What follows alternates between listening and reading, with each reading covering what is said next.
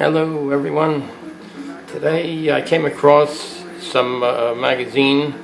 It's called Good Medicine by the PCRM. That's the Physicians Committee for Responsible Medicine. So, which recommends a plant-based vegetarian diet. So anyway, I came across this article, a couple of articles. One is about where this vegetarian diet has been recommended to some people from the Native American community, and this is a diet which is very similar to a diet that they had, their ancestors had. It was called the Three Sisters, which is corn, beans, and squash. They called them the Three Sisters, which are very good ingredients that kept their ancestors healthy and vital. And so this is an article from 2014. And then after this article, there's another article called where they give out these cards called Drop the Hot Dog, and replace it with various good nutritional foods, such as artichoke. It can be made very good tasting, carrots, beets, and other things. They can be prepared in a variety of ways. Let's take a look at the article right now. Well, let's take a look at the magazine. Here we are. This is called Good Medicine from the Physicians Committee of Responsible Medicine, summer 2014. Reclaiming traditions, reclaiming health, fighting diabetes with a new old diet. Okay, let's take a look at this. In December 2008, I was a guest on Native America Calling, a radio program broadcast from Albuquerque, New Mexico. The focus was diabetes, an epidemic among Native Americans, and how the nutrition research the Physicians Committee had conducted over the years might help. With funding from the National Institutes of Health, our research team had found that a plant-based diet of whole grains, vegetables, beans, fruits, and other healthy fare could help people with diabetes to lose weight, lower their blood sugars, reduce their medications, and sometimes even make the disease disappear. Rosemary from Placitas, New Mexico, called into the program. The healthy food groups we were discussing resonated with a Native American tradition, she said. The tradition, called the Three Sisters, consisted of corn, beans, and she could not remember the third group. Squash, the host answered. Yes, corns, beans, and squash. These traditional foods kept her ancestors healthy.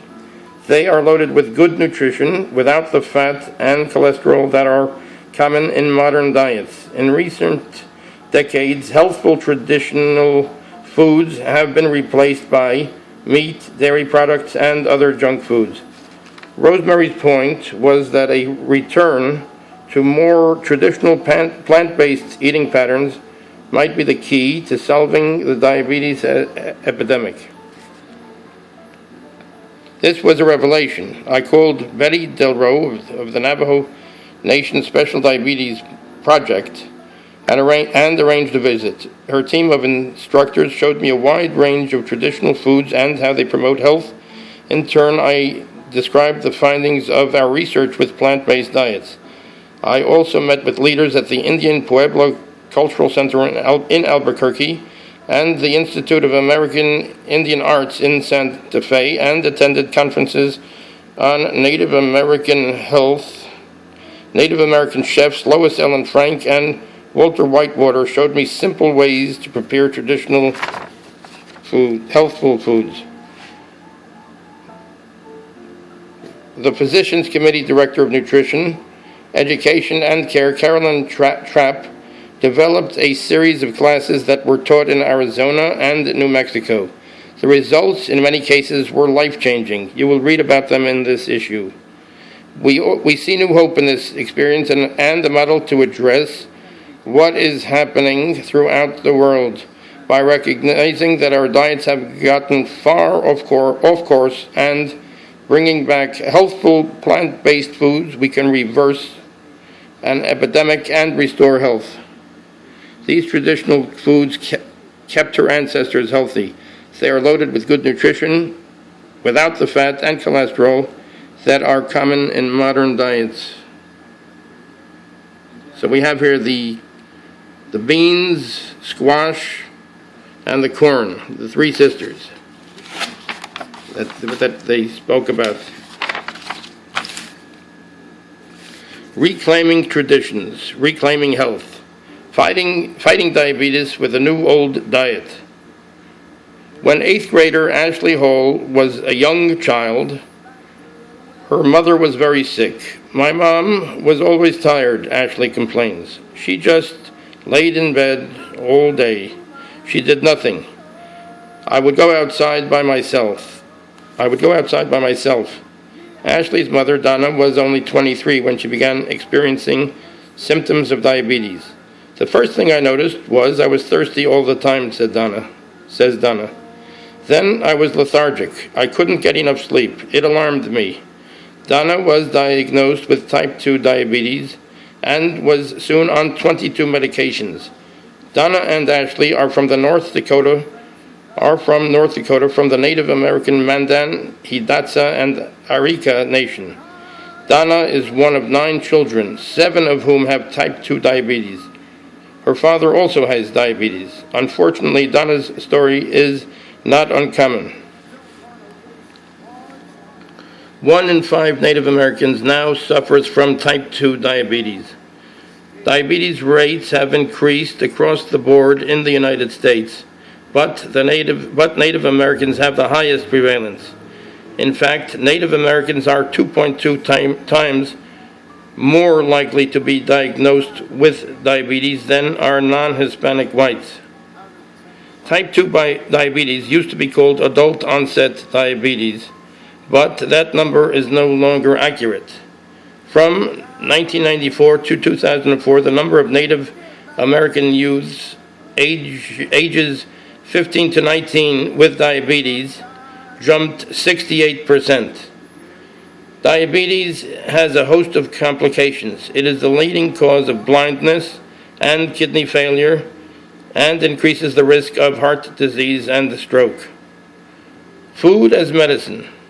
There is some good news. Type 2 diabetes is largely caused by diet habits, and research shows that it can be prevented and even treated through plant-based diets. A plant-based diet looks surprisingly similar to the diet enjoyed by the ancestors of many Native Americans, long before the days of forced relocation, commodity foods, and fast foods. Before the arrival of Europeans, vegetables, legumes, and whole grains were dietary staples for many tribes. For example, the Navajo, Diné, Iroquois, and other tribes grew many varieties of corn, squash, and beans. A trio of central foods they planted together in a special symbiotic formation and called the Three Sisters, which appears to have begun in Mexico and spread through much of North America.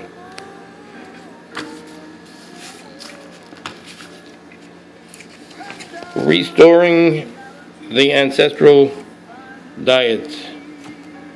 The Physicians Committee has been working with the Navajo Nation in Arizona and tribal organizations in New Mexico since 2010, hosting cooking and nutrition courses and helping individuals and families transform their health. In the fall of 2010, Donna and Ashley Hall both attended the Physicians Committee's 8-week Food for Life course on the Institute of American Indian Arts campus, and they never looked back. The Food for Life class it just changed my life, Donna says. I didn't know what a radish tasted like. I didn't know you could make a taco taste so good. I didn't know you could blend these vegetables, these beans, these vegetarian items together and make them taste so good. It was also fun. Since switching to a plant-based diet with the help of the Physicians Committee resources and recipes,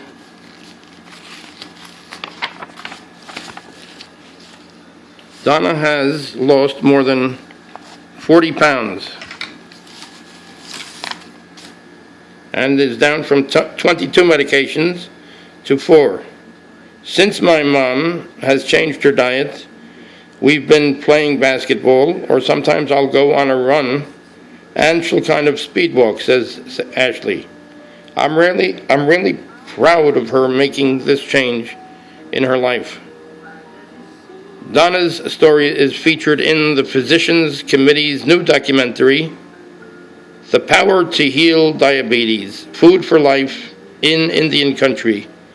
The film follows Donna and other Native Americans like the Yazzie family who switched to a plant-based diet and experienced amazing results after attending Physicians Committee classes. This program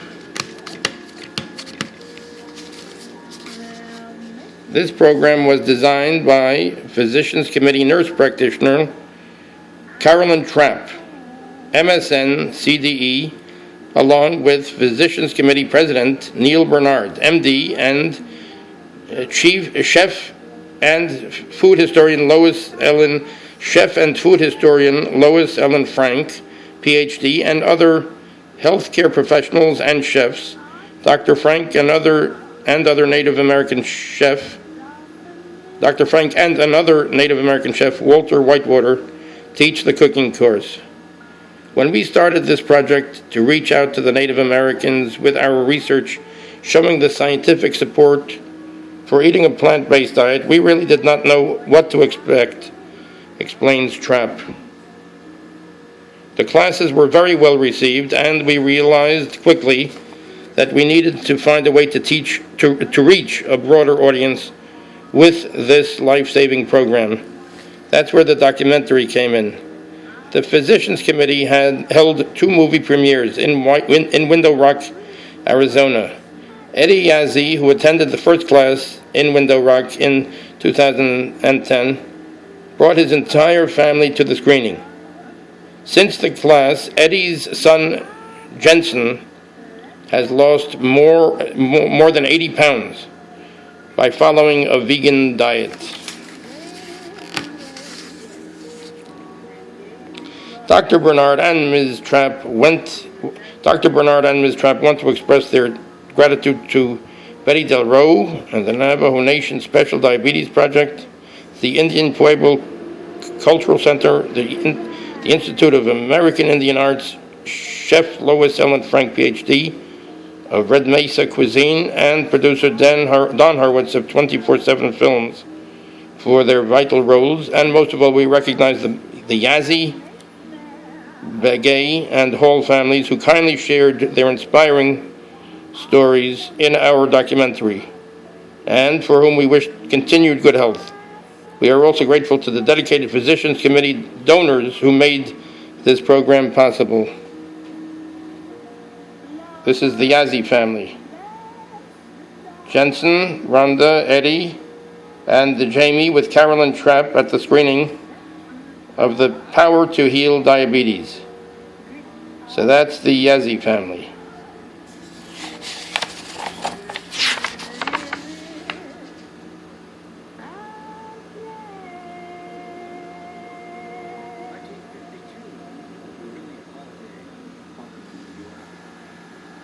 Here's Donna Hall, Mandan, Hidetsu, and Arikara.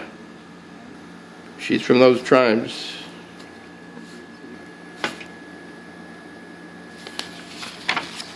Here's another interesting article. Prevention and nutrition. Drop the dog, pick a plant. Colorectal cancer is the third most common type of cancer, with 1 in 20 men and women developing it in his or her lifetime. To create awareness of its causes, the Physicians Committee launched a new website and campaign called Drop the Dog. Using graphics and fact sheets, Drop the Dog illustrates the link between processed meat products and colorectal cancer. The site encourages visitors to skip these unhealthy products and let others know why they're ditching hot dogs and other processed meats. People from all over the country took the pledge. Deborah from Indiana signed the online pledge after her 36-year-old daughter died from colon cancer. Doreen from New Jersey dropped the dog so she could see her four grandchildren grow up. Just 1 serving of processed meat per day, that could be a hot dog or other processed meat, can increase the risk of colorectal cancer by 21%. Despite the associated risks, many restaurants, hospitals, and even school cafeterias still serve processed meat. Physicians Committee President Neil Bernard, MD, wrote an open letter that people can share with their local schools, food service directors, encouraging them to take hot dogs and other cancer-causing products out of school lunches. Drop the Dog encourages swapping meat products for one of the highlighted plant-based recipes. The downloadable recipe cards feature sweet potato wedges, pita, pizzas, rainbow salad, and other recipes that are perfect for the start of barbecue season. Taking the pledge and sharing the graphics, recipe cards, and other resources can help save lives. Here, this is an example. Drop the Dog, pick a plant. Tomatoes contain the powerful cancer-fighting nutrient lycopene. Pita pizzas. Here's another example. Drop the Dog, pick a plant. Broccoli. Here, drop the dog, pick a plant. Red cabbage. Here, pick a plant, red cabbage. Here, the broccoli. The broccoli says it contains powerful cancer-fighting compounds called indolase. Drop the dog, pick a plant. The next one is sweet potatoes. This one here is sweet potatoes. So sweet potatoes contain the powerful cancer-fighting nutrient carotene. This one here is red cabbage. Red cabbage contains powerful cancer-fighting nutrients called anthocyanins. Drop the dog, pick a plant. Artichokes. This one is artichokes over here. Artichokes. Artichokes contain the cancer-fighting nutrient folate. Pick the plant. Drop the dog, pick a plant. Mushrooms. The last one here is mushrooms. So this is downloadable. You look, PCRM. PCRM, drop the dog. Okay, so the last card here is mushrooms. Mushrooms contain the powerful cancer-fighting nutrient selenium. Okay, so we have that. A couple of other items here interesting. Kickstart around the world. The 21-day vegan Kickstart now has more than 344,000 participants worldwide. This is an event they had in China. 21-day healthy challenge makes headlines in China.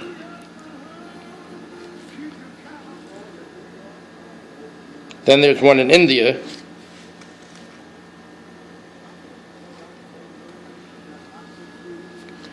There's another thing which is of very important things we should know: prevention and nutrition. Bills offer cure for doctors' lack of nutritional education. When the leading causes of death, such as cardiovascular disease, type 2 diabetes, and even some cancers, can often be prevented or treated through diet changes, it is difficult to believe that many medical students go through their entire education without a single required course on nutrition. But up until now, that has been the case. However, aspiring physicians and practicing doctors may soon get the nutrition education they desperately need thanks to two bipartisan bills introduced in Congress this spring. The expanding nutrition's role in curricula and healthcare, expanding nutrition's role in curricula and healthcare Act provides $15 million in grants for medical schools to incorporate nutrition into their curricula. The Education and Training Eat for Health Act requires federally employed health care providers to receive annual continuing education in nutrition. This April, the Physicians Committee highlighted the importance of nutrition education at a Capitol Hill briefing hosted in partnership with Representatives Raul Grijalva, Democrat Arizona, and Tim Ryan, Democrat Ohio, the bill's primary sponsors.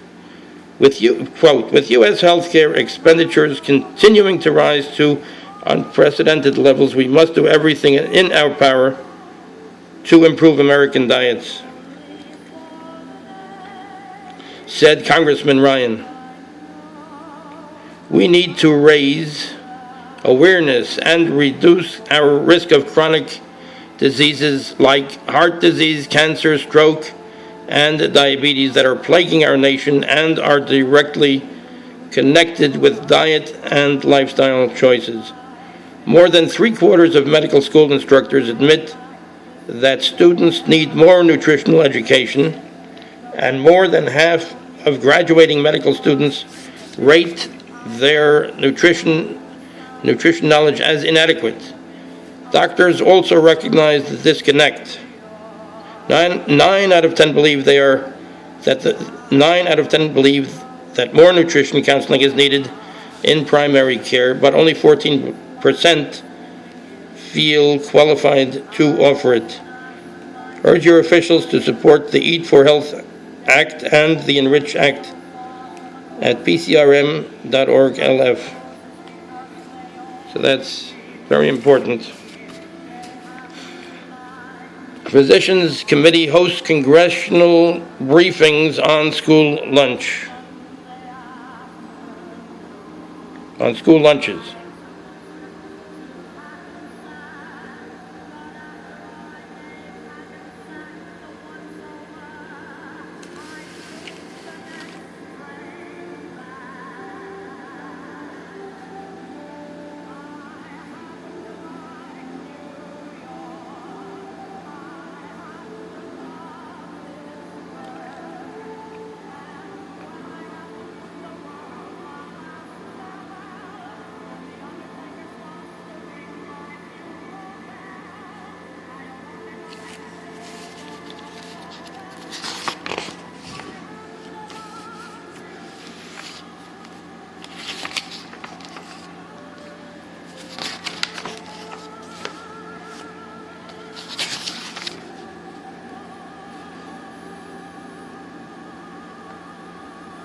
Dr. Barry Schenker serves up Canuzzo, his nut-based gelato that is out of this world. Nut-based gelato.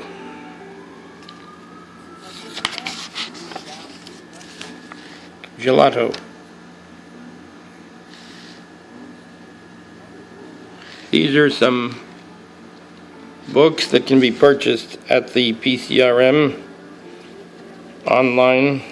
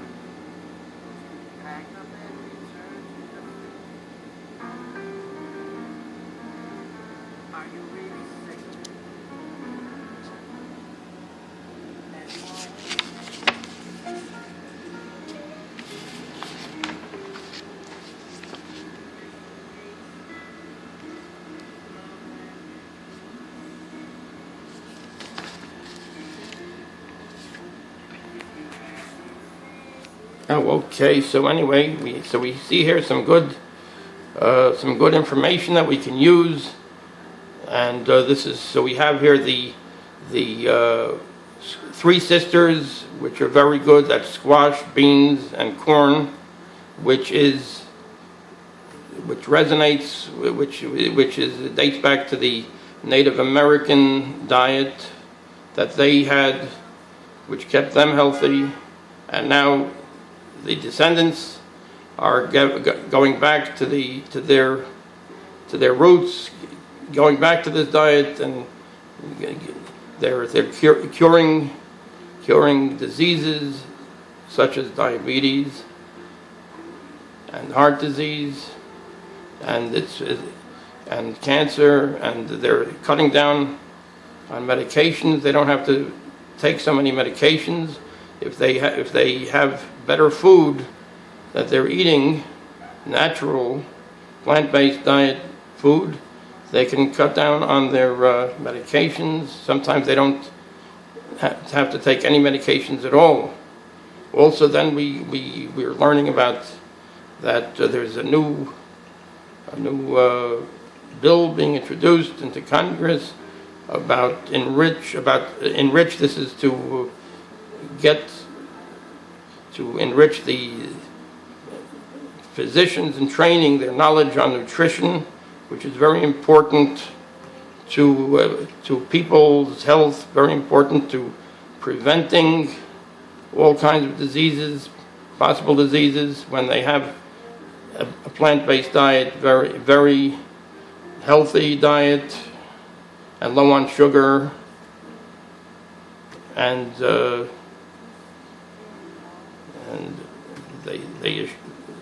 so this is very important for them. And so anyway, we hope you enjoy this, and thank you very much, and we hope to see you again here, and it's always good to have you here. Thank you very much. Take care.